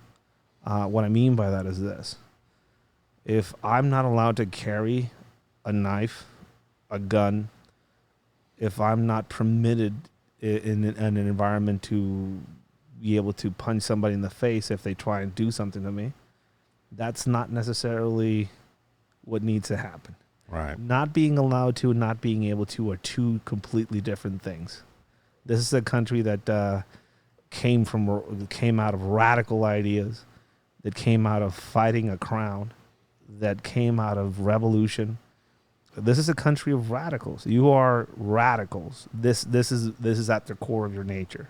So when somebody tells you something is not allowed, that is deeply at the core of what made you who you are, you have a Second Amendment. You have that, and that's part of where you come from. So it's amazing to me seeing people destroy guns, cut them up into pieces. It's amazing to me seeing people say that we don't need guns. Usually people that say that are people that have the luxury of being protected by people that do have them, right? And take responsibility for your own safety and the safety of the people around you, and realize that not being able to and not being allowed to are two completely different things. Very different. And it goes across the gamut of all reality. I'm not talking about being a criminal, but realize that in most parts of the world right now, if you want to take a gun to defend your life, you are a criminal. And in that world, I'd rather be a criminal than a victim. I don't know if that makes sense to people out there. Out of all the parts in the world where I think it would make a lot of sense to people would be here in the United States, because you're founded on this radical idea of freedom, of true freedom. So that's the second piece of advice. And the final one, we've lost touch in a lot of cases with community and what community actually is. One thing that is striking to a lot of people about the way I move about life is how I am at home anywhere I go. And the simple reason why I'm at home anywhere I go, even going into a riot scenario, is because I have a clear understanding that people are not against you. People are for themselves. People are not against you. People are for themselves. It's a simple, basic concept of the human experience. Mm-hmm. Dehumanizing a perceived enemy will make you blind to his capabilities, to his realities, and will make you completely stupid in your attempts to try and understand what that perceived adversary can be. And the best investment you can make in some of these situations is investing in people. Giving somebody a ride, giving somebody a shout out in their small business so they can thrive. Not asking, speaking of influencers out right now, I think that's a pretty interesting recent topic about people on Instagram and YouTube influencing. Oh yeah. Right. We could spend all day on that. I'm apparently considered an influencer. I would ask people out there to tell me who has paid me to promote products and or podcast and or anything. I'm probably kind of dumb in that aspect because I see a lot of people making a shit ton of money in that regard. But I come from a place where community is very important. And you support your community, and your community supports you back. In that regard, the community that I belong to has supported me in ways that I can't even begin to express. I could lose 90 more minutes with you on that topic, but I've sounded off on it enough. There's things that I'm sitting on that really irk me, especially in the gun community. You have people out there that they're profiteers in the community.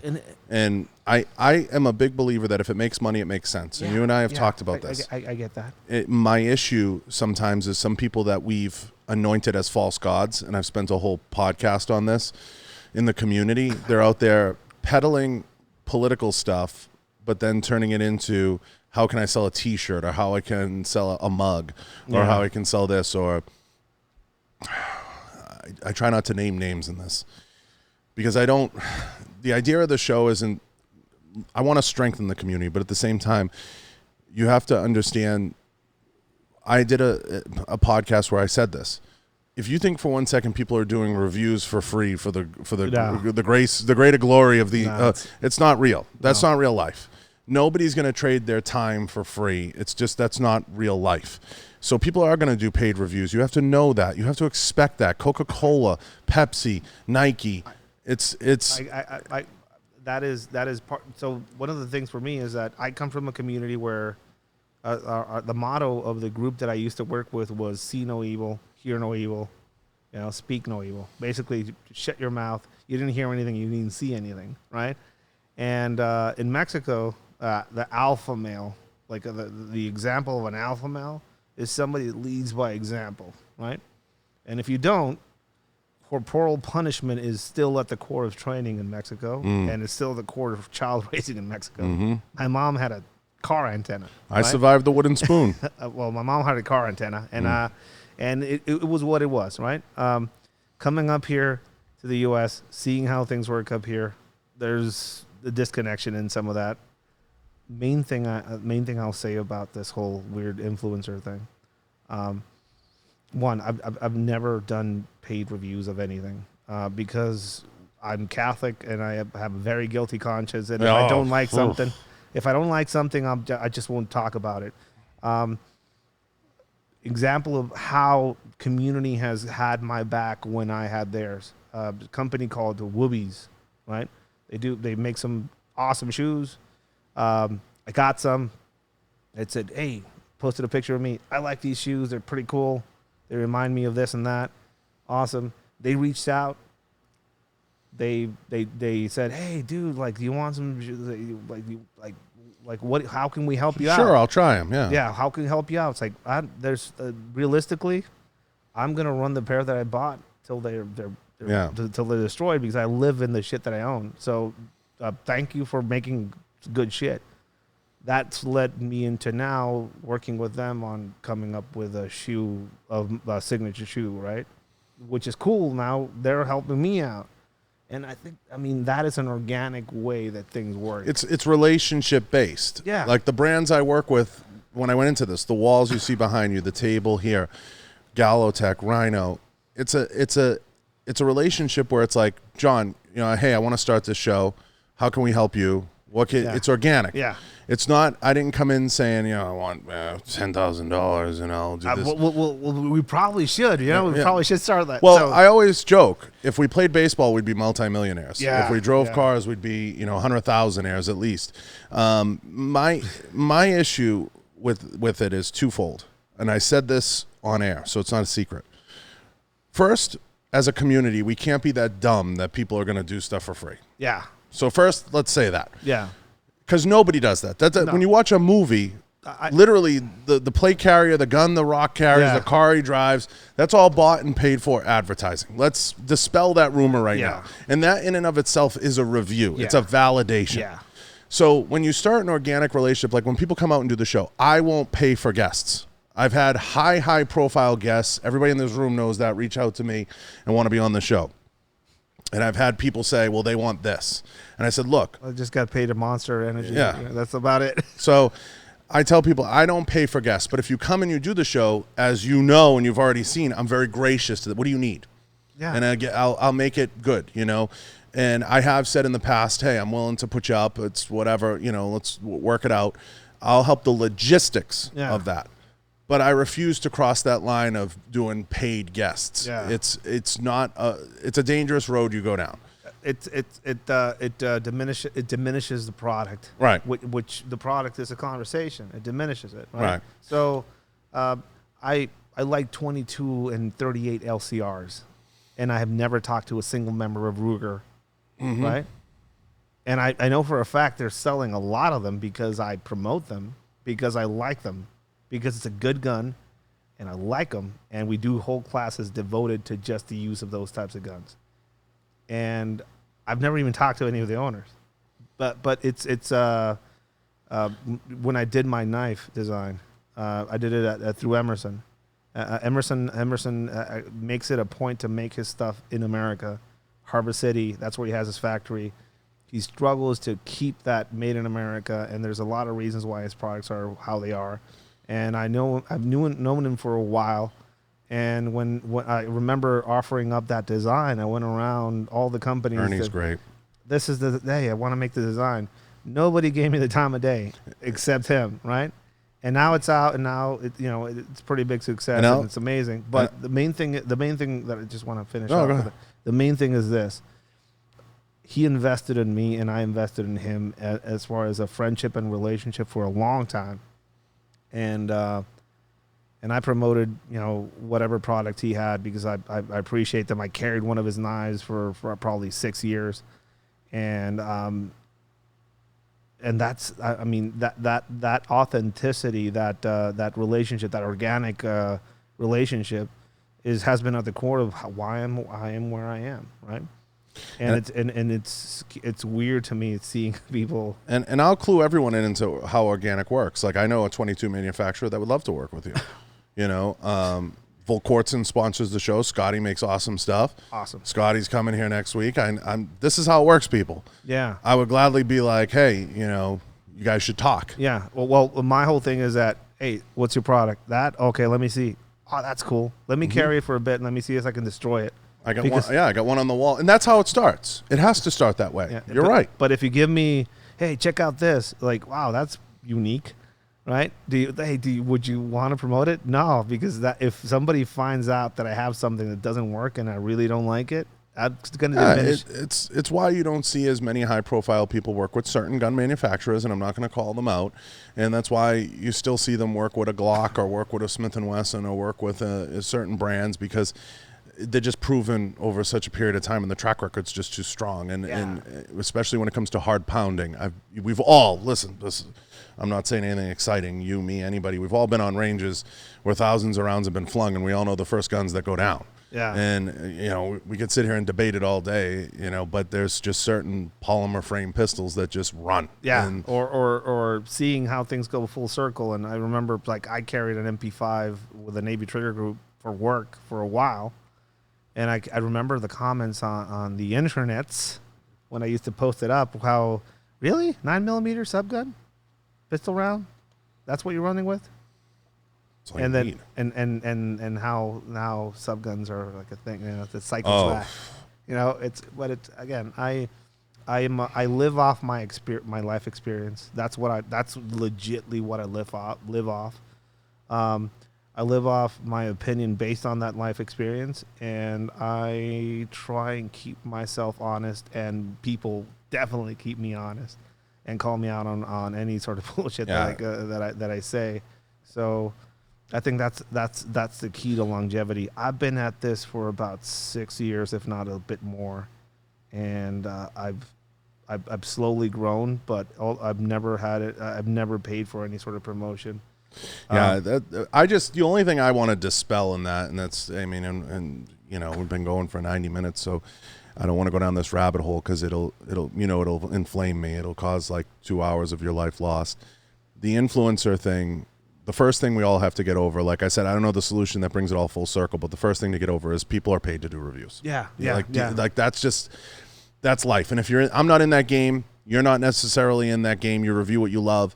That's a different animal. But when people are doing like spokespeople type stuff, that's a paid thing. I get that. I don't understand sometimes people that like, oh, they're not coming at like The Rock when he does a Coke commercial or something. It's like, what the fuck? Like a Gatorade commercial or Under Armour. Like, what that's paid. Yeah. I don't understand oh my God, he was paid to do it. It's like. I understand at the low levels, the organic levels. Keep it organic, keep it real, and if it matures into a relationship that nets you something, then we all got to get over that as an industry. That's part of the game. Yeah. You're going to support what you love. I drink Monsters. I like Monsters. Okay. In the past, I've worked with other brands, but I like Monster Energy. It's their support. They support the podcast. Is it like something that's like unnatural? No, an energy drink to me is an energy drink. They're all good. I like to drink one that I like the taste of it. Okay. Immortal Coffee sponsors the show. I love Matt Brown. He's a friend. He's never paid me a dime, you know. I got all the Immortal Coffee I can drink. You know, I enjoy the product. You know, it's a good coffee. Blackwater Ammunition, you know, they've supported the show since day one. So these are organic relationships that I've had for a very long time in the business. I don't review them and say, "Oh, this is the greatest thing ever." I support the product and support the brand that supports me. I think that is key. I think the people are being dishonest with themselves when they act surprised that somebody is. But let's lynch him. You know. And I mean, I'm small time, man. I'm Instagram. I do podcasts. I do articles. I travel around and train. If I was people ask me like, "Hey Ed, why don't you become a YouTuber?"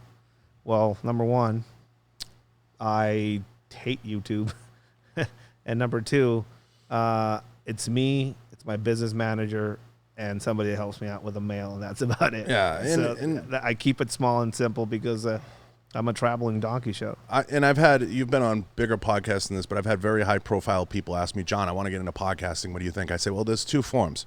If you're going to do guest based, you can't be on the road like you are. You know what I mean? Like, and these are guys on the road training. No way. I said, if you're going to do guest based, it's very hard to be on the road. If you're going to do an organic one that's just you, yes, you can do it. If you're going to do audio and video, which video is really the key. If you're going to do both, it's hard to be traveling all the time and still do a video-based show. Now with technology kind of ratcheting up and it's easier to stream, can it be done? Yes. But you also have to factor in, I believe this, when you're bad, play fast. When you're worse, play faster. Yeah. So if you're not a big talker and you're not a gregarious person and you don't have a ton of fresh information to put out there all the time and the content's not there, do quick 20, 30-minute podcast, just your thoughts on something, and just put it out there fast. Into space, quick and dirty. If you're going to try to do long form, then you have to have a studio-based format, and it has to be more enriched. Well, that's one thing that a lot of people also get into when they want to do everything. It's like, hey, Ed, so how is it you have all these classes? Well, this is what I do. Mm-hmm. It's your base. That's my base. It's your pillar. And it's hard for somebody to say, hey, I'm gonna do these. I'm gonna do podcasts. I'm gonna do training. I'm gonna do this. I'm gonna do that. And it's one person. There's no way you can dedicate yourself and be fully effective in all of these. You're gonna half-ass some of it. So my whole thing is stick to what's effective. Stick to what I know. Stick to what's effective. And if I can better myself in those effective things, that's awesome. Yeah, I was a guy who was a 4-time marketing director, 2-time CEO. I had done all the things to do in the gun industry. I've seen it internally, the defense industry. I reached a point where I'm like, a podcast was a logical thing. I'm like, do a show. And I enjoy it. And I've been doing it now for 2 years. So it made sense to gravitate towards that platform. Yeah. I had an embedded in what I call inwardly facing audience to the industry. Yeah. So that served as the base. Now, outwardly facing, it's how do you go mainstream, or how do you have mainstream guests on? I wanted to do something that captured the entire defense industry. You brought up one of the things that you see as important, taking care of your body, self-defense, from your fists to your eyebrows to your brain to your toes. That's why I like having different fighters on, different perspectives, different people from different genres that are what I call subject matter experts in their area. And I've been fortunate that I'm a really good relationship guy, so the relationships were important to me. But I think if you can't have one without the other. When I first got into the defense industry, it was like people looked at me like I was crazy for having fitness people on and everything else. But I'm like, fitness and training and taking care of your body is a core thing. But it's not easy, so people want to not think about it. It's not the fat guy with dusty, like you said. Yeah, like it's like people kill me when they say I got 10,000 rounds. I'll say I'll never go to the ground. Mm-hmm. I'll say, how many mags do you have? Yeah. I got the 3 mags that came with the gun. I'm like, okay, so what are you gonna do when you run out? You're gonna say, let me reload. It's kind of chicken and egg. Yeah. Or yeah, this is my gun. What do you think about it? Say, well, it's pretty new. Have you ever dropped it? No. Why would I drop my gun? Yeah. Or like posting up a picture of a gun class we had with the guns on the ground, and people in the comments, well, I would never put my gun in the dirt. So that's how I know. That's how I know you've never done anything in your life, right? People always ask me, what gun should I buy, Ed? I'm like, the one that goes bang. I'm like, let's start with that. And something that goes bang. I don't know. You have to figure out what you like and what you don't like, and what suits you, and what fits your grip, and what makes sense for you. It's not always a cookie cutter answer. It's the one you trained on the most. That's an interesting point. Solutions are not solutions are not universal. Right. A revolver might make sense for some people in some situations. 19 might make more sense for other people in other situations. But it's interesting to see different perspectives and how different people do what they do. That's what makes me who I am. I have a bunch of weird people that I've trained with, work with. I travel across the country every now and then. I meet somebody interesting. Yusuf is an example of that. Yusuf basically went to school to learn some of the shit that I had to learn on the fly with experience, which is a horrible way to learn things, specifically when it comes to profiling and figuring things out, and as far as risk management. But he showed me a bunch of things. I sat through one of his classes, and I was like, you gave words to things that I had in my head that you couldn't articulate. And then you get to another place where you train with somebody physically. There's a guy in Chicago who runs 10th Planet Jiu-Jitsu in Chicago, Josh Bassini. Shout out to 10th Planet. Shout out to 10th Planet. I handcuffed him behind his back, and he almost broke my legs just using his legs. Yeah. And that was pretty Especially a 10th Planet guy. Their legs are like hands. Well, him specifically, I was like, okay, show me, Yeah. And that's the humbling thing about it. You're just so I know things, and people bring me in at high levels when it comes to government training and to show them things. But every now and then, in a weird place, in a weird time in my life, somebody shows me something small, and I shut my mouth, take a knee, and take it in. Yeah. And humbling. Well, that is, I live for that. What was super humbling to me was going from Montana jiu-jitsu training to Las Vegas jiu-jitsu training. Because I tell people all the time, there's MMA training, and then there's training in what I call like one of the 4 or 5 hubs for it. Miami, Henzo in New York, of course, some of the Jersey, wrestling guys, Vegas, of course, and then some of the guys out of the Gracies in California and some of that. When you submerge yourself in what I call like a cultural hotbed for it, your white belts aren't really white belts. Your blue belts aren't really blue belts. And your purple belts definitely ain't purple belts when you get to that level. Yeah. You're dealing with guys who are training with the best of the best. Like and I don't get into my jiu-jitsu training and stuff like that much personally, because I look at myself as a nobody. But out here, it's easy. I've walked with giants when it comes to bodybuilding, fitness, trained with giants, and even in the jiu-jitsu community here. I can be on the mats with Ben Saunders one day, Vinny Magalesh, some of these guys these are world-class. Jeremiah Vance, he's been on the show. All these guys have been on the show. And I've trained with them. I've been on the mats with them. Losing to them is like losing to Godzilla. Yeah. You grow leaps and bounds. And you talk about humility. You learn an awful lot of fucking humility when you're getting choked. Yeah. And another interesting thing is take knowledge for what it is and where it comes from, right? So going to the Emerson Academy in Harbor City and having Royce Gracie walk in and give us some insight and see what I was showing and stuff like that. That was like mind blowing, right? And then having some of his students recognize the nefarious nature of what I show people as far as weapons work. And a few people like, is that Filipino martial arts? Is that this like I show something that involves grabbing somebody's belt and bracing the knife against your shoulder. So you're basically pulling them into the knife and stabbing somebody in the heart. I show this to prove a point. I show this as an endemic method.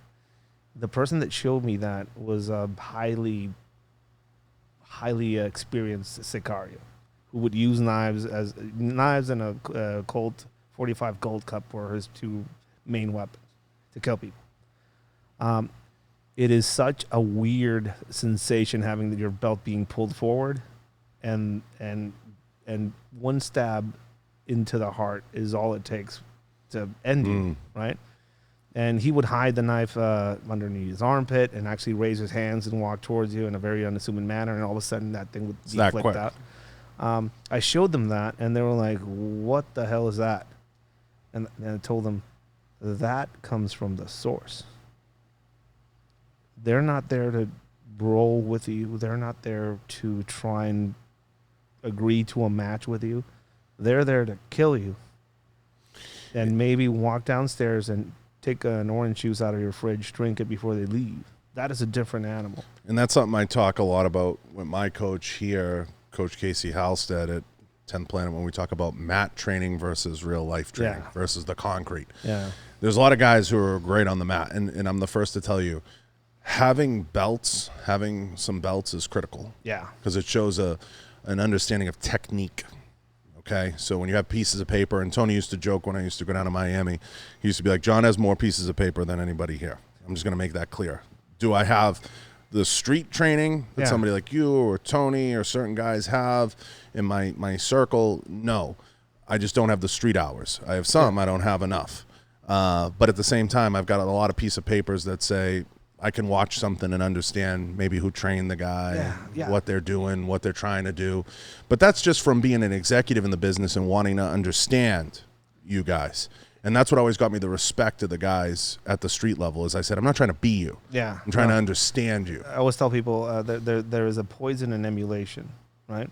I can never be Randy Couture, no matter how many times, no matter how many hours I spend in the gym and how many fucking MMA fights I get into. I can never be him. I'm Ed. I went through a horrible drug war, and I got my nose busted so many times. Got hit with an aluminum bat across the face. I used a lot of the things that I was trained to do, and I came out of all that experience with a few basic concepts of what is possible, what's not possible, what might be BS, what's improvised, how easy it is to take somebody out with basic knowledge and basic skill sets. Most of these criminals that have I always get a kick out of people laughing at some of the videos or pictures that I post up of some of these cartel guys without any sights on their rifles. Right? They don't have any sights on the rifles. And they're like, that guy rolling around without any sights. What an idiot. That guy's probably going to kill more than most of these Instagram influencers, shooting influencers out there in his lifetime. The shoot fast guys. Yeah, he's probably dropped more bodies than most of these people combined. But it's not glorifying him. It's not telling you should emulate him. It's just a reality. Somebody that doesn't even have shoes on, is wearing sandals, can get the drop on you with a Draco. Oh God! Yeah. Right. That's the mindset part of it is that's specifically what I focus on. Yeah, and our experiences always shape us and make us who we are. And I used to have the struggle of whether it was through my friends like you, certain people, or myself, explaining to people, no, I don't think you understand. And this speaks to the Instagram warriors. I'm not trying to be you. Yeah, no. I'm trying to be the guy. When a company calls me and says, geez, and this is how it used to be for me when I was a marketing director. I used to be one of those guys that was out there. They'd say, what do you think of this guy? And they would trust my opinion because I walked both lines. I would be able to say, geez, I really I think there's something legit there. There's something pretty real there. And that was based on the pieces of paper I had, the experiences I had, what I was willing to do, because I was always willing to say, let me go down on a plane and see. Yeah. Let me see. And let's see what we're dealing with. It doesn't mean I'm a subject matter expert in any of those things. It doesn't mean my review of something has any credibility. It doesn't mean I understand a product better than anybody else. It has nothing to do with that. It has to do with, hey, I've got some training, got some stuff. I know some people. If I don't have the answer, I'll go down there and find out. And I'll be able to know pretty quick. And that's based on the experiences that we have. It doesn't mean I go down and I say, because you get the warriors that are like, he's trying to be on. It used to start out early. I mean, Tony's my brother now, Real World Tactical. It's like a brother to me. But like now, he used to be, he's trying to be on that level, or he's trying to be this one, or he's training with Jay Cutler, or that. He's trying to, no. I'm trying to go down there and see what's what, and see just how real it is, how difficult the training might be, how realistic I think it is. Do I think there's a lot of guys out there teaching to the bottom of the pyramid? Yes, but that's what it is. He's not high level. He's not high speed enough, Ed. He's not. Well, you have to understand who they're trying to teach to and what they're trying to teach. They're trying to give people some basic skills. Anybody can get the drop on anybody. Yeah. That's a fact. Yeah. That's just the real reality. You can get the drop on me in here with 10 different ways. Yeah. And you've already done it in your mind 5 times. I know that. But the reality is I know that you're doing that. And it's understanding that. And people don't have an appreciation for, nobody knows where they fit better than I do, better than you do, better than the next person. It's the delusional ones we got to worry about. We all can agree with that. It's the delusional ones. It's the isolationists, the method isolationists is what I like to call them. The ones that are, a lot of the shoot fast guys are that way. This is what I do. This is what I'm famous for, and this is what I know. And outside of this, there's nothing, right? Or Ed, what do you have? Do you hold any sort of master rank, or are you some sort of a Tuhan or guru when it comes to with knife stuff? Yogi. I grew up on a pig farm. I'm Mexican.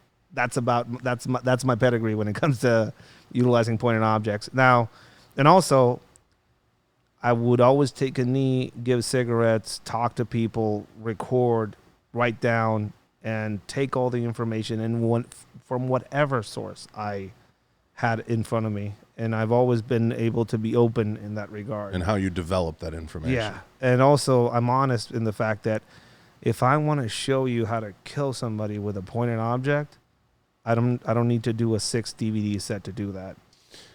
I said to someone who was a quote-unquote high-profile person or guru on the internet, behind a fake account once, they said, they kind of made a comment once, along the lines of like, you must think you're something special or something. And I said, no, I don't think that at all. I said, actually, what I do think is, I think I walk amongst giants. I think I learn from them. But I also think that if I'm the 25th best guy on the totem pole when I'm amongst them, I'm okay with that. Yeah. And that's pretty damn good. It's a good You know what I mean? If I'm out there and I'm training with these guys and I can hang, I'm okay with that. Yeah. I'm quite all right with that. Yeah. But at least I stepped up and I was willing to try. Yeah. Well, one of the main mottos we have in our training group is show us, don't tell us. Yeah. And a lot of people don't want to show. And the internet is an amazing place where you can say a lot and have a lot of opinions, but usually people don't show up. And I'll be the first to admit, and listen, I've been invited on a lot of ranges. Just recently, Clint Smith and Heidi invited me, hey, anytime you want. I said, no. A good friend of the show, Brittany Smith, was on. I said, you go. Brittany May, sorry, was on. And I said, you go do the training. They said, why don't you want to go train? I said, Brittany, I'm 40 years old. I'm coming off of a ruptured Achilles. My body's starting to really break down. I said, I'm at the point where if I'm getting my 2 or 3 trainings in on the mat and I can do 2 or 3 trainings a year, I'm happy. But I'm not at the point where I can operate the way that I used to on ranges through full classes like that. And just, I'll pop down, I'll say hi. I'm at a different point in life. And I hope all the internet warriors and everybody can accept that. Yeah, he's not dropping lead. Yeah, the hardest part was me accepting that, and I'm okay with that.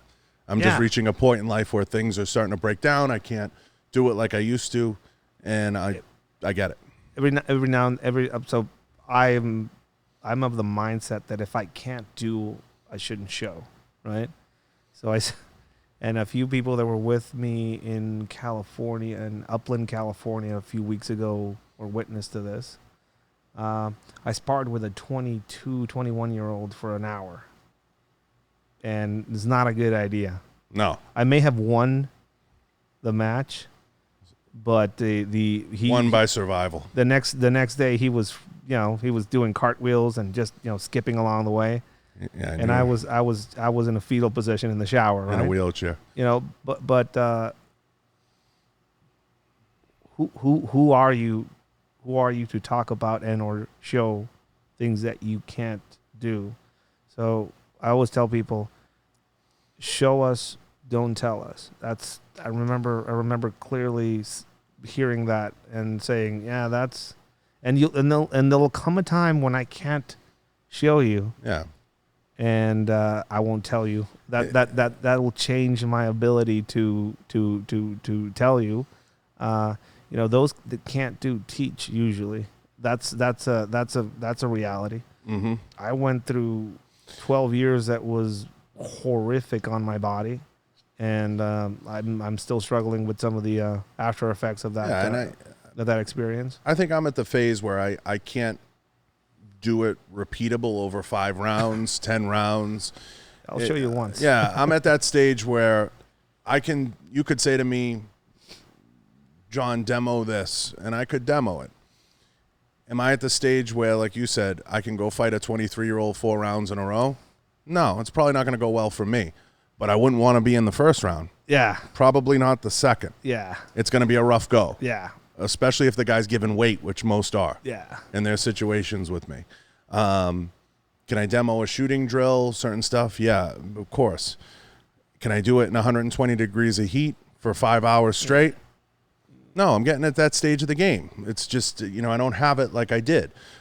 But I own that. Yeah. And that's the hardest thing is to... Well, that self-honesty is pretty hard. Self-honesty. Just be self-assessment and self-honesty. Mm-hmm. It's hard for people. It's hard. So, listen, we can go on and on. Dude, it's been 2 hours. Blow the whistle. Got to let you go get your workout and get your rest. Oh, yeah. I'm going to completely pass out. I'm on the 5th weekend of a class tour right now.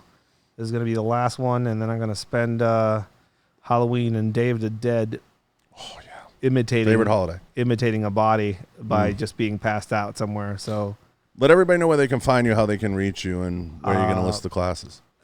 If anybody is interested in some of the training that I provide, you can log on to www.edsmanifesto.com. There's a calendar there with all the dates. I just posted up all the 2021 dates. I have a pretty full calendar, and I do classes across the country. So definitely, if you're interested. And private stuff too. Yeah, if you're interested, come out. And if you have any need for the weird skill sets that I have, and you want to reach out, please email us. Also very active on Instagram at Ed's Manifesto on Instagram. Shadow banned, so you're really going to have to type the whole thing out. We all are now. I post things daily there, so it's basically kind of like a window into my shenanigans as I travel around the country. And if anybody has any specific questions, stuff like that, I'm pretty cool about answering them. So I'll attest it's one of the best pages out there, especially when you get on one and you're hot. You're posting some funny ass shit. It's awesome.